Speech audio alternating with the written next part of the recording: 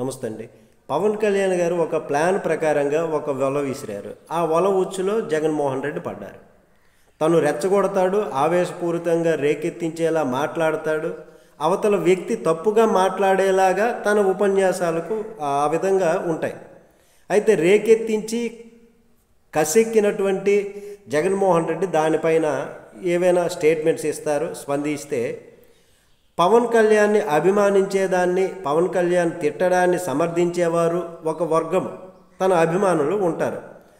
జగన్మోహన్ రెడ్డి ఆగ్రహాన్ని వాళ్ళు తప్పుపడతారు. జగన్మోహన్ రెడ్డి ఆడేటటువంటి మాటను తప్పుపడతారు.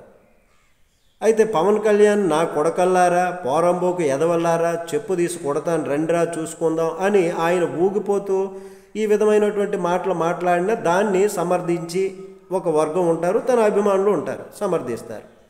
దానిపై జగన్మోహన్ రెడ్డి నా వెంట్రుక కూడా నువ్వు పీకలేవు, నువ్వు చేసేదేంటి అనేటటువంటి ఒక ఏమైనా స్టేట్మెంట్స్ ఇచ్చి మాట్లాడితే తప్పుపడతారు. ఇక్కడ కుల ప్రభావము, అభిమాన ప్రభావము అని చెప్పొచ్చు. అయితే జగన్మోహన్ రెడ్డిని వాళ్ళు తప్పుపట్టేటటువంటి విధంగా ఉంటుంది. మరి జగన్మోహన్ రెడ్డి గారి పార్టీకి సంబంధించే వాళ్ళు తన మాటను ఎలాగో కూడా సమర్థించుకుంటూ వస్తారు. అయితే పవన్ని సమర్థించేటటువంటి వర్గము తటస్థ వర్గం. తన తాలూకా ఆ వర్గం అన్నది ఇతర తెలుగుదేశం పార్టీకి చెందినటువంటిది కాదు, వైఎస్ఆర్ కాంగ్రెస్ పార్టీకి కూడా చెందినటువంటిది కాదు, తటస్థమైనటువంటిది. ఆ తటస్థ వర్గం గతంలో జగన్మోహన్ రెడ్డికి ఓటు వేశారు, అఖండ విజయాన్ని పొందారు ఆయన. తరువాత ఈ తటస్థ వర్గాన్ని ఇట్లాంటి ఉపన్యాసాల ద్వారా తన వైపు తిప్పుకోవడంలో పవన్ కళ్యాణ్ అయితే సక్సెస్ అయ్యారని చెప్పవచ్చు. ఆ వర్గాన్నే జగన్ నుంచి పవన్ లాక్కున్నారని కూడా చెప్పవచ్చు.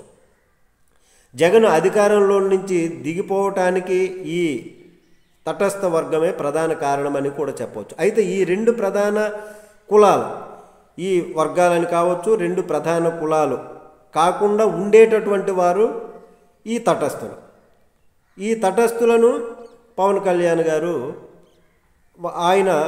ఇప్పుడు ఆయన వశం చేసుకునేటటువంటి పరిస్థితి. అయితే కాకపోతే కాపులు ఎటుంటే అటే గెలుపు అన్నది తథ్యం. ఇట్లాంటి వర్గాన్ని పవన్ కళ్యాణ్ గారు జగన్మోహన్ రెడ్డి గారి నుంచి లాక్కున్నారు అని చెప్పొచ్చు. దీనిపైన మీ కామెంట్ తెలియచేయండి. నమస్తే.